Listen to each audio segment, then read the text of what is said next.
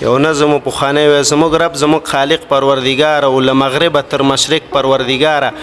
په ګناه مو ته قلم د عفو کش کړي او دا پښتون نو لږ راویښ او لږ مس کړي او د دې کونډو یتیمانو پرده وکړي د دې کونډو یتیمانو پرده وکړي او له کندهار تر نورستانه پرده وکړي او د احمد میرویس تاریخ بیا را ژوندی کړي د احمد میرویس تاریخ بیا را ژوندی کړي د پښتون ولس د آس لږ ګړندی کړي او بیا به هله د پښتون پوره ارمان شي په ډهلي چې امپراتور بیا احمد خان شي او له کابله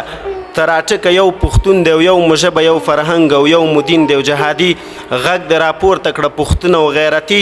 غږ د راپورته کړه پښتون او په غلیم باندې د ورځ توره تیاره کړه او دا ملګري د پاس نور در سپاره کړه په غلیم باندې د ورځ توره تیاره کړه او دا ملګري د پاس نور در سپاره کړه او دې سپېڅلې ازادۍ نه د قربان شم په مرمیو میده شوي ککرۍ نه د قربان شم ستا غیرت او شجاعت ته مې سلام دی او دې زړګي او دې همت ته مې سلام دی بس په زړه کې مې جوړ شوی داسې غم دی او دغه ژوند خو نور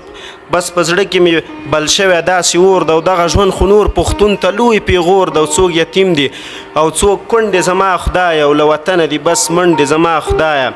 څوک یتیم دی او څوک کونډې زما خدایه او له وطنه دي بس منډې زما خدایه بس شخصي ګټو ته هر سړی زمری دی او دا زمری نه ده په اصل کې دا سپی ده او که ملا ده او که امي ده او که خټګر ده او بس په ظلم کې ماهر